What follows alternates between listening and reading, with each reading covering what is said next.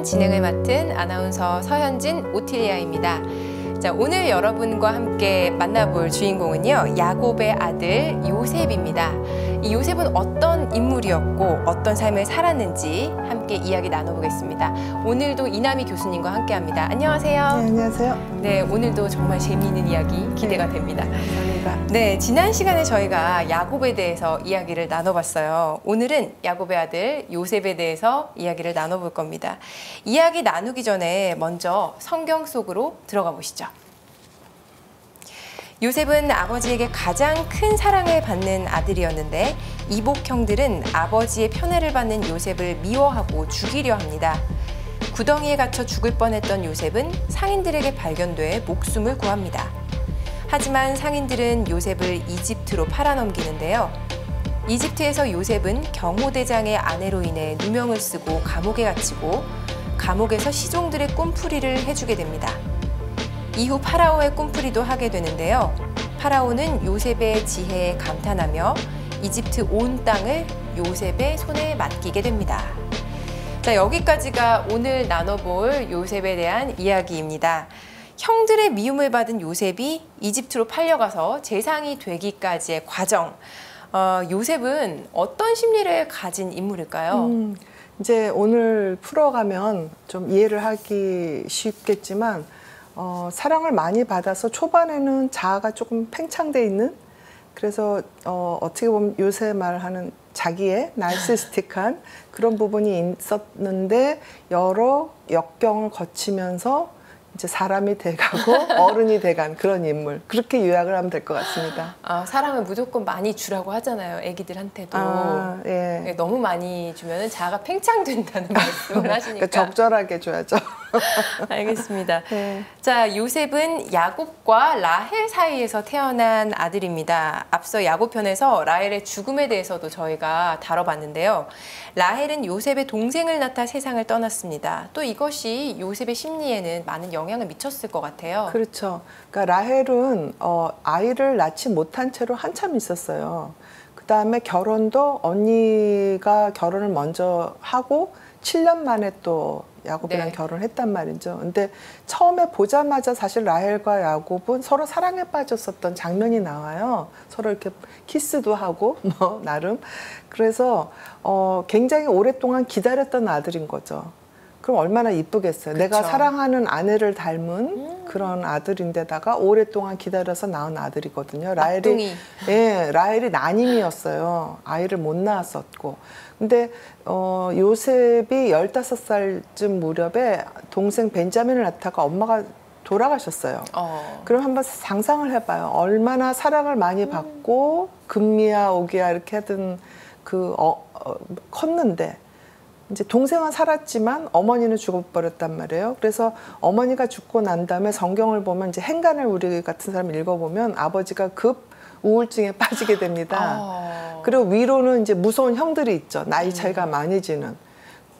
그러면 아버지는 우울증에 빠지고 형들은 무섭고 어떻게 가야 되겠어요? 기댈 데가 없었을 것 같아요. 그럼 나라도 좀 나 자신을 지켜야 되겠다 할 때 자아 팽창이 될 수가 있어요. 그러니까 나르시스트라고 하면 보통 사람들은 저 사람은 뭐 무서운 게 없어서 그래, 저 사람 진짜 너무 잘나서 그래 이렇게 착각을 하는데 사실 나르시스트들은 들어가면 상처가 있는 사람들이에요.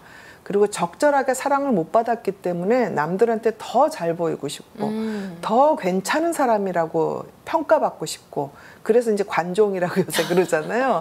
그 사람들은 사실은 마음에 상처도 있고 또 열등감도 있고 뭔가 결핍감도 있을 때 그렇게 돼요. 그러니까 그 사람들을 꼭 공격할 건 아니에요. 애쓴다, 안타깝다 좀 이렇게 생각하는 게 맞죠. 이렇게 사랑을 많이 받은 막둥이 아들도 그럴 수가 있군요. 정말 이렇게 뭐랄까 결핍 없이 크는 게 쉽지가 않구나. 그렇죠. 그 사랑을 많이 받다 없어지는 게 더 결핍되죠. 그러네요. 네. 지금까지 당연하던 것들이 그렇죠. 갑자기. 15살에 어머니 돌아가시고 나서 사실은 아버지도 사라지는 거예요. 그러니까 우울증에 걸린 부모들의 자녀들이 뭐라고 얘기를 하냐면 집에 어머니가 계시지만 또는 아버지가 계시지만 없었다. 왜냐하면 본인의 그 증상에 빠져 있기 때문에 자식들이 아무리 손짓을 하고 나 힘들어 해도 안 보여요. 그러면 계시지만 계시지 않은 게 되는 거예요. 그러니까 요셉의 경우에는 어머니 사랑도 잃었지만 아버지 사랑도 잃은 거라고 저는 짐작을 해봤습니다. 네. 요셉은 정말 야곱이 사랑했던 아내 라헬의 아들이자 늙음하게 얻은 아들이었습니다. 야곱의 눈에 요셉이 얼마나 예뻐 보였을까요? 저희가 말을 하지 않아도 누구나 짐작이 가능하실 텐데요. 야곱이 요셉을 편애했던 거, 이 때문에 요셉은 이복 형들의 질투 속에서 자라나게 됩니다. 아버지의 편애가 요셉과 형제들 관계에 정말 좋지 않은 영향을 미쳤을 거다라는 생각은 그냥 뭐 누구나 할 수 있을 것 같아요. 네, 그래서 그 우리나라에도 이 형제들끼리 싸우고 뭐 이런 거에 대한 그 일종의 처방을 해주신 유명한 학자가 있어요. 네. 율곡 선생입니다. 콩 하나라도 나눠 먹어라. 그리고 율곡은 네. 율곡도 이제 계모 밑에서 자랐어요. 굉장히 요셉이랑 비슷한 부분이 많은데 네. 그래서 그 계모와 자기 형제들이 또 싸우고 이런 과정을 또 겪어보면서 굉장히 집안의 화목에 대해서 강조를 한 그런 그 부분들이 많습니다. 근데 이 여기도 보면 요셉이 형들한테 박해를 받게 되잖아요. 근데 이제 요셉은 율곡처럼 지혜롭지는 못했던 거죠. 그러니까 내가 재능이 있고 내가 사랑을 많이 받았으면 그만큼 조금 더 겸손하고 좀 사랑받지 못한 사람을 배려해 줘야 되는데 우리 같은 사람은 이제 내가 재능이 많다 예컨대 또 내가 재산이 많다 또 내가 지위가 높다 이러면 그렇지 못한 사람들의 상처받은 마음을 좀 헤아려 주고 배려해 주고 공감해 줘야 되는데 그걸 잘 못하는 거죠. 그래서 아이고 뭐 내 돈 내 산 뭐 요새 이렇게 얘기하는데 내 돈으로 내가 사는데 뭐 어쩌라고 어쩌라고 뭐 1억짜리 사든 말든 네가 무슨 상관이야. 뭐 내가 권력 있으니까 내가 휘두르는데 내 자식이 잘났으니까 어디 가서 자랑하는데 이렇게 참. 되면 다른 사람들의 상처를 이제 후벼 파는 거죠. 진짜 그 SNS가 문제라는 생각이 갑자기 들면서 네. 그래서 요새 젊은 사람들이 굉장히 우울한 사람들이 많아지는 이유 중에 하나라고 봐요. 너무 이해가 돼요. 네. 모두와 비교되고 모두와 경쟁하는 그렇죠. 그런 느낌이 드니까. 네. 맞습니다. 그리고 또 요셉이 형의 미움을 또 받게 된 이유가 있어요. 요셉이 꾼 꿈 이야기 때문인데 어떤 이야기인지 제가 직접 읽어보겠습니다. 내가 꾼 이 꿈 이야기를 들어보세요. 우리가 밭 한가운데서 곡식단에 묵고 있었어요. 그런데 내 곡식단이 일어나 우뚝 서고 형들의 곡식단들은 빙 둘러서서 내 곡식단에게 큰 절을 하였답니다. 내가 또 꿈을 꾸었는데요. 해와 달과 별 11개가 나에게 큰 절을 하더군요. 네, 요셉이 이런 이야기를 하자 형들은 네가 우리를 다스린다는 거니? 이건 무슨 얘기니? 너에게 큰 절이라도 해야 된다는 거니? 이런데 정말 요셉은 참 애가 눈치가 없었다. 맞아요. 이런 꿈을 꿨다 한들 그렇죠. 그냥 혼자 생각만 하지. 왜 이런 이야기를 형들에게 해서 기분 나쁘게 했을까? 그러니까 철이 없는 거죠. 그리고 숫자가 이제 또 마침 형제의 숫자하고 똑같기 때문에 그렇군요. 예, 뭐 해석이 필요 없이 형들이 딱 그렇게 구체적으로 받아들일 수밖에 없는 뭔가 그런 상황이었던 그 거죠. 힙합 배틀 저격하는 그런 느낌. 너 지금 나 저격하는 거야. 약간 그렇죠. 이런 느낌이 들 것 같아요. 예. 그래서 성경에 나오는 중요한 꿈들 중에 하나라서 이제 저 같은 융 분석 심리학자들은 요셉의 꿈에 대해서 꽤 많은 논문들도 쓰고요. 그래서 이제 꿈 해석에 대한 어떻게 보면 단초, 뭐 시작 이렇게 생각하는 사람들도 있습니다. 근데 이 요셉의 꿈을 문자 그대로 해석하는 건 그야말로 해몽이고요. 이제 저 같은 분석 심리학자들은 이제 해석을 하는데. 이거는 물론 형들이 그렇게 받아들일 수도 있지만 이제 요셉이 제가 자아팽창이라고 얘기를 했잖아요. 그렇죠? 그래서 어떻게 보면 상처받은 그 자기 마음에 대한 보상작용이거든요. 자기한테 이제 절을 해주고 자기 해와 달도 나한테 절을 하고 이러는 게 그만큼 상처받은 거에 대한 보상인데 형들은 이제 그렇게 해석을 못하는 거고 이런 꿈을 통해서 실은 요셉 안에 내부의 그 상처가 치유되는 그런 과정이라고도 할 수 있는데 내가 치유되면 그냥 거기서 그대로 있어야 되는데 다른 사람한테 얘기를 함으로 인해서 이제 일종의 비극이 시작되는 거죠. 아까 그 자아가 과하게 팽창되면 그 관종이라고 하셨는데 네. 진짜 딱 그런 지금 그렇죠. 전형을 따라가고 있는 네. 느낌이 들어요. 굳이 이런 말을 하는 그러니까, 게. 그러니까 굳이 인터넷에서 네. 벗어놓고서는 왜 벗었다고 욕하느냐고 또 욕을 해요. 굳이 자기가 네. 무슨 누구 자랑을 해놓고서는 왜 자랑하는 사람 욕하느냐고 또 하죠. 그래서 이제 보통 사람들 눈에는 아 그러면 안 나오면 되지, 안 벗으면 되지 뭐 이렇게 생각을 하는데 또 그 사람들의 입장에서는 나의 존재의 의미, 나를 누군가 인정해주고 나를 봐주는 데서 기쁨을 느끼고 행복을 얻을 수도 있는 거거든요. 그것도 일종의 뭐 세로토닌을 높이는 나름 생존 전략인 거죠. 그러니까 그 사람들의 생존 전략이 과연 지혜로우냐? 그거는 별개의 문제지만 맞아요. 그 선택은 또 그 사람들의 선택이기 때문에 또 누가 함부로 돌을 던질 수는 또 없죠. 내가 살기 위해서 정말 내가 그렇죠. 진짜 우울에서 벗어나기 위해서 하는 그런 행동들이 아닐까 싶은데요. 이 형들이 이런 요셉을 시샘하는 것에서 그치지 않고 요셉을 죽이려고 하네요. 네. 요셉의 저고리를 벗기고 구덩이에 던져버리는데 다행히 요셉은 상인들에게 발견되어서 목숨을 구하기는 하지만 이집트로 팔려나갑니다. 아무리 미워도 요셉을 어떻게 죽이려고 할 수가 있냐 막 이렇게 그렇죠. 많은 분들이 얘기하시는데 또 요새 사실 진짜 막 그런 뉴스들이 너무 많잖아요. 그럼요. 네, 가족 간에. 그래서 네.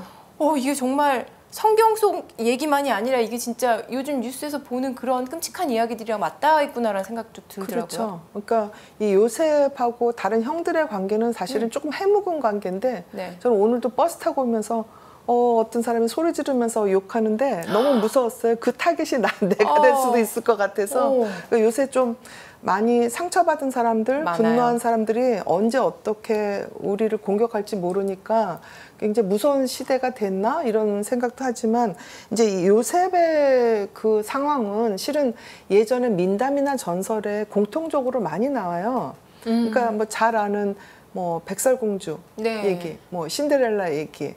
그러니까 뭔가 아름답고 그러네. 뭔가 좀 나보다 더 잘나 보이고 그러면 그 열등감에 쌓인 누군가 그게 뭐 계모가 되든 누가 되든 간에 죽이라고 하고 하는 그런 이제 상황이거든요. 그러니까 이거는 우리 안에 있는 악의 문제죠. 나보다 더 잘난 사람은 좀 꺾어버리고 싶은 생각. 그래서 우리 왜 역사에도 남이장군 뭐 인구의 해자되기도 하지만 그러니까 젊고 똑똑하고 그러니까 나이 든 사람들이 단번에 이렇게 치게 되고 하는 그런 이제 과정인데 이거는 이제 융심리학적인 그 단어를 쓰자면 집단 무의식이라는 얘기를 합니다. 그러니까 좀 잘난 사람, 뭐 조금 남들보다 튀는 사람이면 집단들이 이제 같이 그 무의식 상태에 빠져서 마치 좀비처럼 그 사람을 타겟으로 해서 공격을 해요. 그래서 그 사람을 마녀사냥이라는 얘기도 이제 많이들 하지만, 그러니까 그동안은 이제 정말 안타깝게 많은 연예인들이 네. 왜 악플에 시달리다가 그쵸. 자살하기도 하고 그런 게 이런 대표적인 현대적 요셉의 이야기인 거죠. 그러니까 그 라틴어 속담 예전에 이제 이태리 속담 중에 그런 게 있어요. 그러니까 시위원들 하나하나는 다 똑똑한데 한데 모이면 짐승이다. 집단의 그 군중 심리. 그렇죠. 그래서 우리나라도 뭐 예컨대 뭐 비유를 해서 좀 미안하긴 하지만 국회의원 한 분 한 분 보면 다 훌륭하시고 좋은데 같이 모이면 좀 문제가 있어지잖아요. 뭐 정당도 다 마찬가지고 뉴스에 보면은 그죠? 네. 똑똑한 분들이 왜 저러실까 할 그렇죠. 때가 있죠. 네. 그리고 뭐 시위하시는 분들도 1대1로 만나면 좋으신 분들도 꽤 많아요. 근데 한꺼번에 모여가지고 군중 심리에 휩쓰이다 보면 파괴적으로 가는 수가 있죠. 그게 이제 요셉의 형들의 심리하고 일맥상통하는 부분이 있는 거죠. 너무 튀지 말아야 된다. 네. 잘난 건 알겠는데 너무 튀지 말아야 된다. 뭐 이런 이야기들을 어른들이 하시는 그렇죠. 거가 이해가 갑니다. 무슨 이야기인지. 미인 방명이라는 말이 왜 나왔는지도 알겠고. 형들의 위협을 피해서 목숨은 구했습니다. 하지만 결국 낯선 나라로 팔려가야 했던 요셉의 처지 굉장히 딱한데 팔려가면서 형들이 너무너무 원망스러웠을 것 같기도 하고 앞으로 내 인생은 어떻게 펼쳐질까 너무 두려웠을 것 같기도 해요. 네. 그러니까 요셉은 뭐 꿈도 뭐 그렇게 꾸긴 했지만 이제 나중에 재상이 될 그 과정을 이렇게 보면 굉장히 그 재능이 많은 사람이고 똑똑한 사람이에요. 그래서 뭔가 이 사람한테 능력이 있고 다른 사람과 다른 그 재능이 있을 때 공격을 받거나 비난을 받거나 또는 추방되거나 네. 그럴 가능성이 많은 거죠. 그래서 그 추방된다는 의미는 이제 이 요셉의 얘기에서는 이제 완전히 다른 나라로 갔지만 이제 현대 사회에서는 예컨대 어떤 뭐 동호회 모임이라든지 또 뭐 예술가 집단이라든지 우리 아나운서 집단에서도 보면 너무 튀거나 좀 다른 얘기를 하거나 그러면 이렇게 은근슬쩍 왕따라 그러잖아요. 은따라 그러죠. 네, 그렇게 시키는 경우가 많아요. 네. 근데 물론 이제 눈치 보고 뭐 모난 돌이 정 맞는다 뭐 이렇게 얘기하면서 네 운신을 잘해 뭐 이렇게 조언을 물론 할 수도 있어요. 근데 네. 사실은 건강한 사회라 그러면 조금 튀는 사람들을 받아주는 게 건강한 사회고 역동적인 사회거든요. 그냥 그러니까 저런 사람도 있어야지. 그렇죠. 그리고 인정. 예, 바른 말 하는.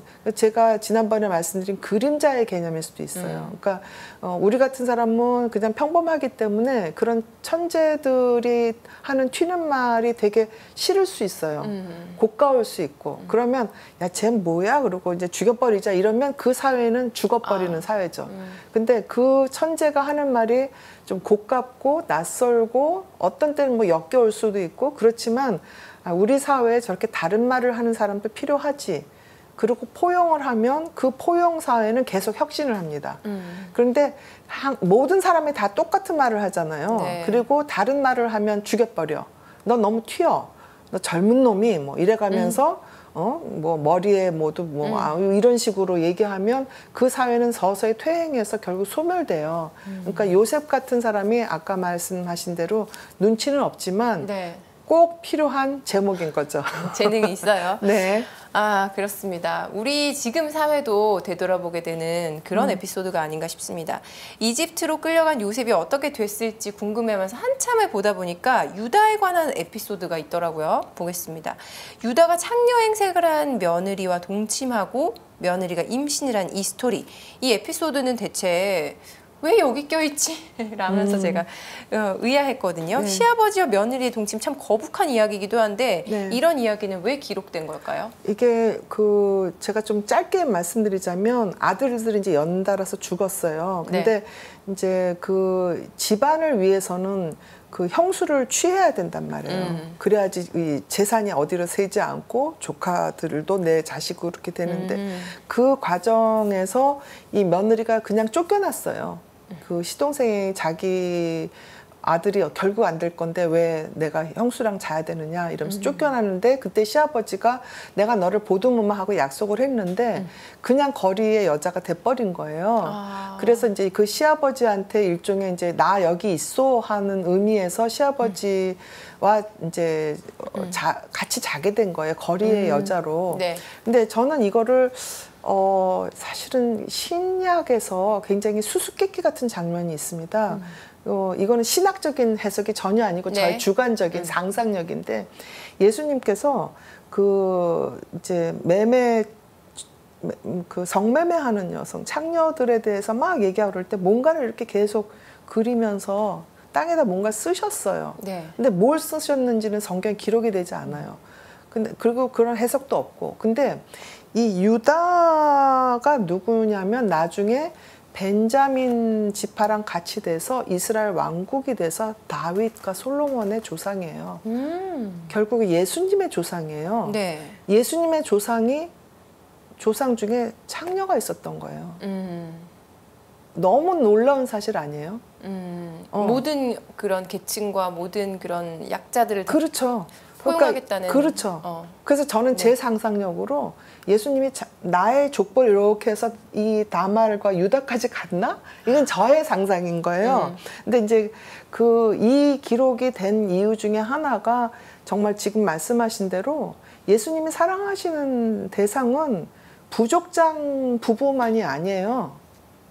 정말 비천하고 거리에서 떠도는 가장 약하고 가장 더럽고 가장 못난 사람들도 사랑해 주신다는 그런 의미로 창세기에 그냥 들어가 있지 않았을까. 네. 이렇게 버려진 여성에 대해서 이렇게 자세하게 기록되는 게 상당히 수수께끼인 거거든요. 갑자기 뜬금없는 그 네. 부분에서 그죠? 네. 그렇게 또 해석을 해주시니까 이게 네. 또 일리가 있는 이야기처럼 느껴집니다. 자, 다시 요셉 이야기로 한번 돌아와 보겠습니다. 요셉은 이집트에 팔려가서 경호대장 포티파르의 종이 되었습니다. 그런데 이 포티파르의 아내가 요셉이 자기를 희롱했다면서 누명을 씌우죠. 그 장면도 흥미로운데 제가 읽어볼게요. 그 여자가 요셉의 옷을 붙잡고 나와 함께 자요 하고 말하자 요셉은 자기 옷을 그의 손에 버려둔 채 밖으로 도망쳐 나왔다. 여자가 자기 주인에게 일렀다. 당신이 데려다 놓은 저 히브리 종이 나를 희롱하려고 나에게 다가오지 않겠어요? 그래서 내가 목청을 높여 소리 질렀더니 자기 옷을 내 곁에 버려두고 밖으로 도망쳤답니다. 주인은 당신 종이 나에게 이렇게 했어요 하는 아내의 말을 듣고 화가 치밀어 올랐다. 그래서 요셉의 주인은 그를 잡아 감옥에 쳐넣었다. 그곳은 임금의 죄수들이 갇혀 있는 곳이었다. 저는 이 대목에서 포티파르의 아내가 정말 이해가 안 되더라고요. 아니 요셉을 유혹을 하는데 실패해서 그런가? 유혹을 하는 것 같더니 왜 또 갑자기 누명을 씌우고 감옥에 갇히게 만들고 이 아내의 이 캐릭터 여기서 생각은 의중은 뭘까? 이 거절당한 여성들의 원한이 한여름에도 설이 그쵸? 이거 맞죠? 네, 그러니까 그 거절당한 거 특히 이제 구애를 했을 때 이건 꼭 여성의 문제만도 아니고요. 왜 스토커라고 그러잖아요. 문제가 많죠. 그 굉장히 자존심을 훼손하는 그런 거죠. 그래서 실제로 성폭력을 당하지 않았는데 신고해서 상대방 남자들을 누명에 씌우는 경우도 사실 없지 않아 있어요. 네. 그렇죠? 그리고 이건 또 성폭력만의 문제가 아니라 내가 뭔가 좋은 제안을 했는데 그 제안을 내가 생각하기엔 좋지만 상대방은 좋지 않다고 생각을 했을 때 거절할 수 있잖아요. 네. 그러면 그 거절을 마치 나에 대한 공격, 비난, 또 무시 이런 거를 생각을 해서 또 상대방한테 폭력을 휘두르는 경우도 꽤 많습니다. 그러니까 이게 그리스 희곡에도 왜 메데아라고 아마 기억하실지 모르겠는데 제이슨한테 사랑을 거절당한 다음에 이하손이라고 그러죠. 그 완전히 굉장히 엄청난 그 복수를 하는 네. 그런 게 있습니다. 그러니까 그게 인류의 보편적인 심성일 수도 있어요. 뭐 이제 보통 사람들은 행동에까지는 옮기지 않지만 속으로 아유 내가 이렇게 하자고 그랬는데 안 했어? 가다가 그냥 뭐 걸려 넘어져라 뭐 이런 거. 너는 아웃이야 우선 그런 생각부터 하죠. 그러면서 그다음에 뭐 이제 저주하죠. 잘 안 되면 좋겠다 이런 마음이 네, 또 무고도 하죠. 투서 뭐 이런 거. 네네네. 네, 그래서 이런 상황이면 정말 또 요셉한테 큰 시련인데 보통 이제 반짝반짝하는 사람들한테는 그런 시련이 많이 일어나죠. 왜냐하면 주변 사람의 질투심, 열등감을 자극하기 때문에 그런 사람들은 또 이렇게 곤경에 잘 빠지기도 하죠. 구설들이 많을 수밖에 그렇죠. 없을 것 같아요. 네. 요셉이 감옥에 갇혀 있는 동안에 이집트 임금의 헌작 시종과 제빵 시종도 함께 갇히게 됩니다. 두 사람은 감옥에서 꿈을 꾸게 되고요. 요셉에게 꿈풀이를 부탁을 하게 됩니다. 헌작 시종의 꿈은 파라오의 술잔에 포도 송이를 짜넣은 후에 파라오에게 바치는 내용. 제빵 시종의 꿈은 파라오에게 바칠 빵을 새들이 쪼아 먹었다 이런 내용입니다. 감옥에 갇힌 시종들이 이런 꿈을 꾼 이유도 저는 좀 궁금하더라고요. 그러니까 일종의 이제 본인의 무의식의 발현이라고 이제 굳이 해석을 하자면 할 수가 있습니다. 그러니까 그 헌작 시종의 경우에는 진심을 다해서 만약에 왕한테 바쳤다 하면 뭐 인정을 받을 것이고 제빵 시종은 진심이 아니기 때문에 그 빵을 쪼아 먹고 사라지는 거죠. 네. 그래서 저는 이걸 이제 그 팔로우십이라고 요즘 얘기 많이 하는데 네. 리더십도 중요하지만 팔로워십. 그 각 구성원들이 자기 일에 최선을 다해야 되잖아요. 그게 제일 중요하죠 어떻게 보면. 네. 그런데 요즘에 뭐 횡령 사건이라든지 이런 거 이런 게 많죠. 이게 바로 이제 제빵 시종이죠. 각종 금융권에서 네네네. 자기가 해야 될 일을 안 하고 엉뚱한 짓을 했기 때문에 빵이 다 사라지는 네. 거잖아요. 네. 그렇게 이해하시면 네. 네, 요셉이 꿈풀이를 한 그대로 헌작 시종은 지귀에 복직을 하고 제빵 시종은 나무에 매달려 죽습니다. 요셉이 아주 정확하게 꿈풀이를 계속 하고 있어요. 네. 처음에 형들한테 꿈 얘기해가지고 공경에 처하기도 하고 이런 거는 어떤 의미가 있을까요? 이제 성경에 보면 꿈 얘기가 상당히 많이 나오죠. 네. 그러니까 하느님과 직접 대하기는 어렵지만 이제 꿈을 통해서 하느님과 만나는 성인들도 상당히 많습니다. 뭐 대표적으로 프란치스코 성인이라든지 뭐 돈보스코 성인이라든지 네. 특히 돈보스코 성인은 꿈 얘기를 그렇게 좋아했어요. 근데 이 꿈은 심리학에서는 집단 무의식, 뭐 개인 무의식 이런 걸 발현이라고 생각하지만 신앙인의 입장으로서는 나를 넘어서는 부분이거든요. 그러니까 자아라고 그러죠. 작은 자아를 넘어서서 무의식의 어떤 큰 목소리이기 때문에 하느님의 목소리는 어떻게 나올까 하고 한 번쯤은 이제 생각해 볼 만한 그런 영역입니다. 네. 그래서 이 요셉은 아직까지 이제 예언자 또 왕 뭐 이런 게 그러니까 분리가 되지 않았던 시기, 그러니까 재정일치 시대이기 때문에 꿈을 해석하는 게 사실은 신의 소리 또는 어떤 가장 중요한 목소리를 듣는 아주 중요한 그 일종의 포탈이라고 네. 할 수 있다고 그렇게 해석할 수 있겠습니다. 네, 그래서 그런지 요셉 스토리 안에서 꿈이 정말 많이 등장을 합니다. 이제 감옥에서 꿈풀이를 한 데 이어서 파라오의 꿈풀이까지 하게 되는데요. 파라오가 꾼 꿈은 마르고 흉한 암소 7마리가 살찐 암소 7마리를 잡아먹는 내용이었대요. 또 야윈 이삭 7이 여물고 좋은 이삭 7을 삼켜버리는 내용이다. 요셉은 이 꿈을 어떻게 풀이를 했을지 직접 읽어보겠습니다. 앞으로 오게 될 7해 동안 이집트 온 땅에는 대풍이 들겠습니다. 그러나 그 뒤를 이어 7해 동안은 기근이 들겠습니다. 그러면 이집트 땅에서는 전에 들었던 그 모든 대풍이 잊히고 기근이 이 땅을 고갈시켜버릴 것입니다. 파라오께서 같은 꿈을 2번이나 되풀이하여 꾸신 것은 하느님께서 이 일을 이미 결정하셨고 지체 없이 그대로 실행하시리라는 것을 뜻합니다. 자, 결과적으로 요셉의 꿈풀이가 모두 현실이 되었습니다. 요셉의 이야기 안에서 자주 등장하는 이런 꿈 이야기, 꿈을 해석하는 능력 이런 거는 어떻게 바라봐야 될까요? 근데 우리 같은 사람이 그 요셉을 흉내내면 안 돼요. 잘못하면 진짜 엉터리 해몽이 되죠. 왜? 내 꿈은 유난히 잘 맞아. 네, 뭐 예지몽 뭐 좀 그런 하시는 얘기 분들 하잖아요. 있잖아요. 중요한 일 앞두고 항상. 네, 근데 그게 맞을 수도 있고 틀리는 수도 있고요. 그쵸. 이제 꿈은 그런 식으로 뭐 점을 치라는 의미가 아니고요. 이제 내가 보지 못한 부분을 이렇게 슬쩍 알려주기 때문에 좀 자세하게 성찰하고 들여다보고 생각하라는 그런 뜻이거든요. 네. 그러니까 요셉의 이 꿈은 이제 심리학자의 눈으로 보자면 상징이 굉장히 재밌어요. 그러니까 암소라는 거는 생명력, 다산, 뭐 노동, 뭐 또 양식 이런 거하고 이제 연관이 돼 있잖아요. 그래서 그 암소가 살쪘다는 거는 그만큼 다산의 시기가 온다. 생명력의 시기가 있다. 그다음에 이제 알곡이라는 거는 생존이잖아요.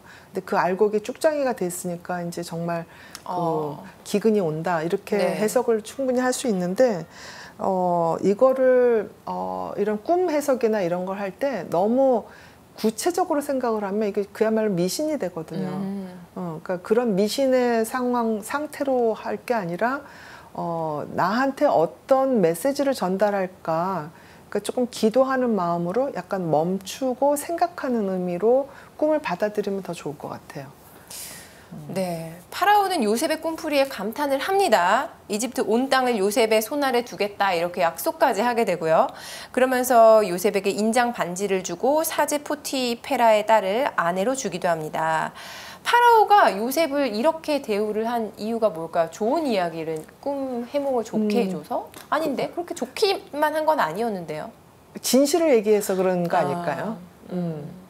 그리고 이 파라오는 실은 굉장히 현명한 저는 왕이라고 생각을 합니다. 네. 일단 내 나라 국민이 아니잖아요. 타 민족이거든요. 그런데 이 친구가 능력이 있다 하면 포용해서 받아들이는.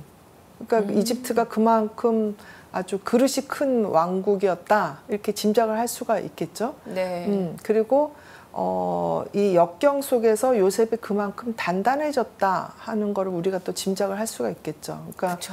10대 때 자아팽창되던 시기에 요셉과 구덩이에 파묻혀서 죽을 뻔한 고비를 넘기고 또 무고한 그 희생으로 그 감옥에 갇히고 뭐 이런 과정 중에 정말 인생이 굉장히 쓸구나. 내가 이렇게 함부로 할 게 아니구나 하고 굉장히 겸손하고 조심스러운 그런 그 제목이 되었을 거다 이렇게 짐작을 해보게 되죠. 정말 파란만장한 스토리들이 많이 있었습니다. 오늘 요셉의 이야기 전반부를 살펴봤는데요.